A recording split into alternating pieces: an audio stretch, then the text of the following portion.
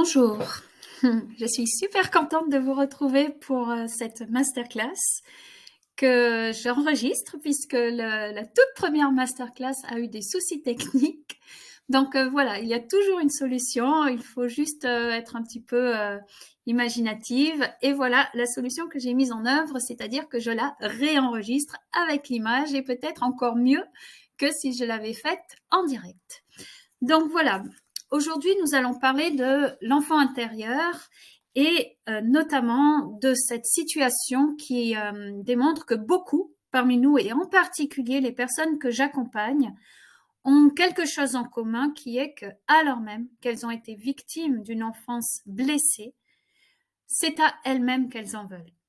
Elles s'estiment fautives, elles s'estiment coupables et pire que ça, elles se voient comme fêlées, comme abîmées, déficientes et indignes d'être considérées, respectées, reconnues et aimées. À l'image de ce que vous avez à côté de l'introduction, elles se sentent comme une poterie qui a volé en éclats et qui ne peut qu'être mise au rebut. Alors comment est-ce qu'on en arrive là et en quoi le travail sur les blessures d'enfance peut-il les aider, peut-il nous aider à voir toute notre beauté? Et c'est ce que je vais vous expliquer dans cette masterclass. Avant ça, je vais me présenter. Bonjour, mon pseudo sur Facebook est Beija-Flor, qui signifie le colibri en portugais et qui est un surnom que j'adore parce qu'il est très symbolique pour moi. Il représente la légende du colibri qui fait sa part pour améliorer notre monde et c'est vraiment ce que j'ai à cœur de faire ce que je peux pour que notre terre et tous ceux qui y vivent puissent continuer à le faire dans l'harmonie et n'ayons pas peur des mots, l'amour. Et puis parce que le colibri, c'est aussi le symbole de la Guadeloupe, dont une partie de mon identité est originaire. Et voilà, ça me fait plaisir d'avoir ce surnom qui m'a été donné par un maître de capoeira brésilien. Donc c'est vraiment spécial. Mon vrai prénom, c'est Camille, et dans la vraie vie, je suis sophrologue atypique, c'est-à-dire qu'à mon cabinet en Savoie, j'accompagne notamment des enfants, mais aussi des adultes. Et je suis aussi coach du changement. Donc, je travaille en cabinet à M-la-Plagne, en Savoie. Et je travaille également en distanciel, en visio. Voilà. Donc, nous allons passer à la première partie de notre masterclass, qui est l'enfant doué. Alors, voilà, il faut que je fasse les choses comme il faut. Voilà. Donc, quand il naît, l'enfant est lumineux. C'est-à-dire que sa venue est synonyme, ou en tout cas devrait être synonyme de joie et de fête, d'amour et de lumière pour tous ceux qui l'accueillent. Il vient au monde, il naît au monde dans le seul but d'être. Il n'a d'autre but que de naître et d'être. Notre enfant intérieur doué est le premier à advenir au monde. Puisque quand on parle de l'enfant intérieur, en fait, nous en avons plusieurs. Il y a l'enfant intérieur doué, celui qui vient au début, qui est vierge, qui est pur, qui n'a aucune idée préconçue, aucun jugement, aucune croyance, aucune projection. Et par la suite, va s'y substituer, comme je l'expliquerai en deuxième partie, l'enfant blessé. Et parallèlement à ces deux enfants qui ont tous les âges de l'enfance, de la toute petite enfance jusqu'à l'adolescence, on va trouver l'enfant adapté qui n'est pas vraiment l'enfant intérieur, mais qui est plutôt la version adaptée de notre personnalité, de notre identité telle qu'on l'a construite pour pouvoir se sentir intégré dans ce monde et se sentir accepté. Donc, c'est tous les masques que l'on porte pour pouvoir fonctionner dans notre société. Donc, cet enfant intérieur doué va naître au monde dans ce qu'on appelle le stade préverbal. C'est-à-dire qu'à ce moment-là, il n'a pas accès à la parole et à la mentalisation de son univers. Et cet univers, pour lui, est constitué d'impressions, de ressentis, d'émotions. Il est dans l'unicité. Et avec cette unicité, en même temps, il se ressent comme intimement lié aux êtres qui l'entourent, et notamment ses parents. Tout ce qui va traverser ses parents, que ce soit lorsqu'il est dans le ventre de la mère ou dans la toute petite enfance et au moins jusqu'à l'âge de 7 ans et au-delà, tout ce qui traverse ses parents va également le traverser. Vous connaissez tous cette expression, mon enfance est une éponge. Et donc cet enfant intérieur est doué pour tout ce que vous voyez à l'écran, l'émerveillement, l'optimisme, la candeur, le jeu, la résilience, l'unicité et l'amour. L'émerveillement, pourquoi? Parce que pour lui, tout est excitant, tout éveille sa curiosité et son désir d'exploration. Et c'est cet élan qui va nous pousser, une fois adultes, à ouvrir notre horizon et à grandir. L'optimisme, parce que cette exploration se fait dans une démarche optimiste. L'enfant, et notamment l'enfant doué, vierge de tout jugement, pense que le monde est naturellement amical et que tout est possible. La candeur, c'est le cœur de l'innocence de l'enfant et les enfants vont vivre dans l'instant présent et la recherche du plaisir. Ils ne voient pas le bien et le mal, ils sont totalement ouverts à l'expérience que la vie leur propose.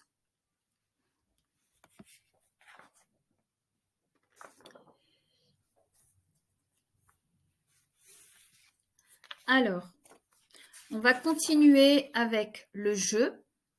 Donc, il faut là que j'ajuste ma... Voilà. Donc, le jeu, évidemment, fait partie des caractéristiques de l'enfance.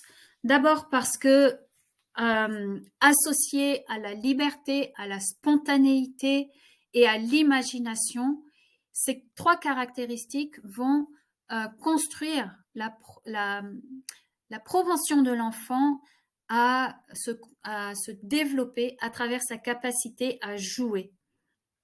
Et donc, grâce à ces trois éléments qui sont constitutifs du jeu, la liberté, la spontanéité et l'imagination, eh bien, on va pouvoir voir la vie comme une aventure, comme une exploration libre et spontanée de ce qui nous entoure. La résilience se définit comme la capacité à se rétablir face à une douleur causée par notre environnement. Et les enfants sont naturellement résilients. Il suffit d'observer comment un enfant apprend à marcher pour s'en persuader. Un enfant qui apprend à marcher accumule les échecs. Et si l'humanité s'en était tenue à ces échecs répétés, mais répétés des dizaines de fois, nous ne serions pas aujourd'hui sur nos deux jambes. Donc, échec après échec, un enfant va s'obstiner jusqu'à la réussite finale. Et c'est aussi une manifestation du courage. Cette obstination doit être envisagée sous l'angle du courage, au lieu d'être vue comme un défaut qui vient déranger les adultes et notamment les parents. D'ailleurs, rappelons-nous l'origine du mot courage qui est le mot cœur. Les enfants ont du cœur et pourraient être définis comme de courageux aventuriers. L'unicité. L'unicité. Chaque enfant est spécial, chaque enfant est merveilleusement unique. Nul n'est exactement comme lui et c'est exactement cela qui le rend précieux. C'est cette capacité à être en harmonie avec nous-mêmes et à nous accepter tels que nous sommes, comme dans le « je suis ce que je suis ». Je n'ai pas besoin d'être ceci ou cela, juste être. Et ceci, évidemment, nous conduit à l'amour. Les enfants apprennent à aimer en étant aimés dans un premier temps. Et c'est seulement lorsque ce besoin d'être aimé inconditionnellement sera satisfait que l'enfant pourra libérer sa propre énergie d'amour à son tour. Donc, ceci m'amène à la partie suivante, c'est-à-dire comment toutes ces merveilleuses capacités peuvent également être le berceau, l'origine, la naissance de l'enfant blessé, tout simplement à cause de la dépendance. car toutes ces caractéristiques sont également des portes d'entrée par lesquelles l'enfant blessé va se substituer à l'enfant doué. Et pourquoi? Parce que une autre des caractéristiques de l'enfant, c'est sa dépendance. Un enfant est dépendant par nature et non par choix. Il dépend entièrement des autres pour ses besoins. Il ne sait même pas identifier ses besoins ni ce qu'il ressent. Et c'est bien pour ça que lorsqu'un enfant est tout petit, il faut l'aider à identifier, à nommer ce qu'il ressent pour l'aider à traverser ces tempêtes émotionnelles. Et donc, pour le meilleur ou pour le pire, sa vie dépend dès le départ de la capacité de ceux qui ont pour mission de prendre soin de lui, de répondre à ses besoins à chaque étape de son développement. Et donc, chacune de ces capacités de l'enfant doué a également une face sombre. Donc, pour ce qui est de l'émerveillement, l'élan d'exploration et d'expérimentation propre à l'enfant va très souvent le conduire à se heurter aux limitations posées par ses parents. Et si ceux-ci, quand ils étaient eux-mêmes enfants, n'ont pas pu exprimer cet élan d'exploration, il est fort possible qu'ils aient tendance à le réprimer chez leur enfant. C'est comme si leur propre enfant blessé ne pouvait pas donner à leur enfant réel ce qu'eux-mêmes n'ont pas vécu ni reçu. Et par conséquent, l'enfant, lorsqu'il est confronté à cette limitation brutale, qui n'est pas un cadre bienveillant, mais qui est beaucoup plus cassante et non aimante, il va se refermer et il va craindre l'exploration et la prise de risque. Et donc, la vie va devenir un problème à résoudre au lieu d'être une aventure à vivre. L'optimisme va créer un état de confiance inné qui va générer de la vulnérabilité chez l'enfant. Lorsque celui-ci est totalement confiant, il peut être également victime de maltraitance et d'abus. Et si c'est le cas, cet optimisme va se transformer en méfiance et en angoisse. L'enfant va perdre l'espoir et il va penser que pour obtenir satisfaction, il devra devenir manipulateur. La candeur, elle nécessite de la part des parents énormément d'attention et de patience pour pouvoir gérer le désir d'exploration et de découverte de l'enfant. On sait qu'à l'âge des 3 ans, dès que l'enfant commence à être de plus en plus autonome et qu'il entre dans la période d'affirmation de soi par le non, c'est très très compliqué pour les parents qui ont énormément besoin de se ressourcer pour pouvoir gérer ces besoins illimités de la part de leur enfant. Et si ils n'ont pas cette attention et cette patience, ils peuvent penser que l'enfant fait exprès d'explorer, d'aller toucher tout ce qui est dangereux comme la prise, de faire tomber un objet à répétition pour voir ce qui se passe, de jeter sa nourriture par terre, de crier, de toutes sortes de comportements qui sont difficiles à supporter pour les parents. Et donc, ils peuvent juger que l'enfant le fait exprès et ils peuvent être amenés aussi à le punir en jugeant qu'il n'est pas suffisamment mature. Le jeu, si nous n'avons pas enfant la possibilité de jouer en toute liberté et en toute sécurité, une fois adulte, nous pouvons avoir tendance à cumuler des jouets pour adultes. Donc ça va se traduire notamment par le besoin d'achat compulsif ou le besoin de collectionner des choses ou le besoin d'accumuler et d'amasser des objets qui n'ont pas forcément leur utilité dans notre vie et qui vont au final l'encombrer. La résilience, le côté obscur de la résilience, c'est que notre capacité à nous adapter va avoir un versant qui sera un versant sombre, une capacité à s'adapter de manière malsaine. C'est-à-dire que cette capacité va être mise en œuvre afin de survivre à la maltraitance, au sentiment d'abandon, au désordre émotionnel qui nous traverse. Et donc, au lieu de mettre notre énergie à croître, à nous déployer, à nous épanouir, nous allons la mettre simplement à survivre. L'unicité est très fragile, car pour se développer, il faut qu'elle soit validée par le regard aimant de l'adulte qui prend soin de nous, qui va valider que nous sommes uniques et donc précieux. Et sans cette validation, l'enfant va perdre cette capacité à se ressentir comme unique et précieux. Il va perdre contact avec ce qui le rend précieux à ses propres yeux. Et enfin, l'amour, lorsque l'enfant n'est pas aimé inconditionnellement, il va passer le reste de sa vie à chercher à combler ce vide abyssal de toutes les façons possibles. Et toutes les façons possibles, ça peut être cumuler les objets, ça peut être les addictions à l'alcool, aux médicaments, aux drogues, à la nourriture, mais aussi tout simplement au travail, être toujours dans l'action. Donc on voit bien que en nous, il va y avoir deux personnalités de l'enfance qui se côtoient, l'enfant doué et l'enfant blessé au sein de toutes ces qualités de l'enfance. Donc, toutes ces caractéristiques sont à la fois la force et la vulnérabilité de l'enfant. Elles impliquent qu'il a un besoin viscéral d'être aimé inconditionnellement tel qu'il est, dans toutes les parties de lui-même, les parties de son corps, de son enveloppe corporelle et de ses émotions. Est-ce qu'il a dans son entourage un espace suffisant pour que l'émotion de joie, de peur, de colère, de tristesse soit accueillie au lieu d'être réprimée? Donc, que se passe-t-il lorsqu'on se tourne vers son enfant blessé et qu'on accepte d'écouter ses besoins et ce qu'il veut nous dire? Eh bien, toutes ces caractéristiques vont être remises en lumière. C'est-à-dire que nous allons retrouver notre capacité à sortir de notre zone de confort et donc à explorer et à agrandir le champ des possibles.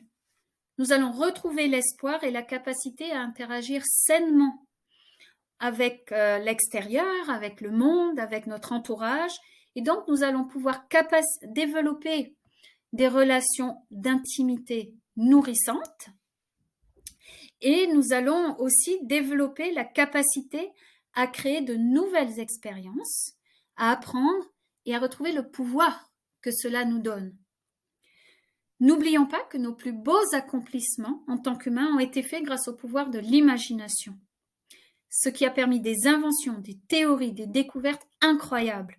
Et en reconnectant avec notre enfant intérieur, nous retrouvons cette imagination et son pouvoir créateur. Nous retrouvons aussi notre sécurité intérieure et grâce à elle, notre résilience, notre saine résilience, c'est-à-dire notre capacité à faire face avec courage aux épreuves de la vie. Parce que même lorsqu'on a guéri notre passé, nos blessures de l'enfance, la vie reste ce qu'elle est et il faut continuer à affronter des moments difficiles, mais on va le faire différemment, avec courage et avec discernement. Nous renouons aussi avec notre authenticité, avec notre être véritable et nous nous voyons enfin tels que nous sommes, uniques, précieux et irremplaçables, comme une fleur, comme un arbre, comme tout ce qui nous entoure. Et puis, grâce à toutes ces étapes, nous allons retrouver l'amour inconditionnel, c'est-à-dire l'amour de nous-mêmes, mais pas seulement, l'amour des autres, l'amour de la vie. Et ça, c'est tout aussi précieux. Donc, dans mon quotidien de sophrologue et de coach, dans mon expérience, on va dire, professionnelle, j'accompagne des personnes qui ont souffert dans le passé et qui en subissent les conséquences aujourd'hui. Comment elles en subissent les conséquences? Parce qu'elles manquent de confiance en elles et d'estime de soi. Parce qu'elles ont des difficultés à identifier leurs besoins et leurs émotions. Parce qu'elles ont des relations difficiles. Elles sont soit en dépendance affective, soit elles cumulent les relations toxiques. Elles ont des difficultés à dépasser leurs blocages et à faire des projets.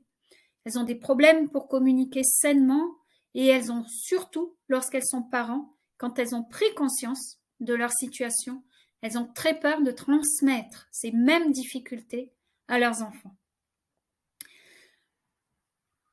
Donc, ça, c'est une première étape, Mais ce qu'il faut savoir, c'est qu'une fois qu'elles ont traversé ces blessures et qu'elles ont renoué avec leur enfant blessé, elles ont, en tout cas, elles témoignent qu'elles retrouvent la confiance en elles, qu'elles savent plus facilement identifier leurs ressentis et les exprimer. Elles ont des relations plus apaisées, elles se sentent plus calmes et plus sereines, elles ont plus de facilité à poser des limites, elles prennent plus de temps pour elles et elles se sentent plus elles-mêmes, ce qui est vraiment le plus important. Donc, ce que je vous montre ici à l'écran, c'est qu'elles arrivent enfin à se ficher la paix et à vivre. Et je crois que c'est là une façon directe, mais tellement, tellement vraie de dire ce qu'on veut tous vivre pour être des personnes qui sont enfin sereines et heureuses. Donc, avec cet accompagnement, elles ont enfin accepté d'aller mettre de la lumière sur leurs blessures et de changer leur regard sur elles-mêmes. Elles voient que les cicatrices du cœur, les cicatrices du passé, les cicatrices de l'âme, à l'image de ce bol japonais qui a été brisé, et je vous renvoie à l'image de la poterie cassée au tout début de cette masterclass, à l'image de ce bol japonais qui a été brisé mais qui a été réparé avec de l'or, finalement leur passé, leur histoire, leurs blessures vont prendre tout leur sens et vont prendre toute leur valeur. De sorte que leurs cicatrices vont raconter une histoire, vont raconter leur histoire qui est unique et en même temps qui est tellement universelle. Et que ce passé, c'est pas la fin de quelque chose, mais en ayant réussi à mettre de la lumière et à le traverser, c'est au contraire le début d'une histoire qui peut être encore plus belle. Donc, c'est la fin de ma masterclass d'aujourd'hui. Donc, pour vous remercier de l'avoir regardé jusqu'au bout, je vous propose plusieurs cadeaux que j'ai extrêmement plaisir à partager avec vous. D'abord, le document PDF qui va retracer les idées de cette masterclass, si vous souhaitez un document écrit pour pouvoir le conserver. Je vous propose également de vous envoyer en bonus 2 fiches qui vont décrire les indicateurs des blessures d'enfance, c'est-à-dire ce que peut-être vous observez dans votre vie d'adulte et qui est directement lié à des blessures d'enfance. Donc ces indicateurs, ces 2 fiches concernent la période entre 18 mois et 3 ans et la deuxième fiche de l'âge de 3 à 7 ans. Voilà, donc il suffit tout simplement de m'en faire la demande en commentaire ou par MP et je vous renvoie ça illico presto par Messenger ou par mail. Et pour les personnes qui souhaitent en savoir plus, je vous invite à me contacter. Selon votre situation, ce que je peux faire, c'est vous proposer un appel découverte d'1 quart d'heure, de 15 minutes, pour faire un état des lieux de votre situation et pour envisager les solutions possibles. Voilà, j'ai adoré vous proposer cette masterclass. J'ai hâte d'en construire une autre et j'ai hâte de vous retrouver pour un nouveau partage. Je vous souhaite une magnifique journée. À très vite.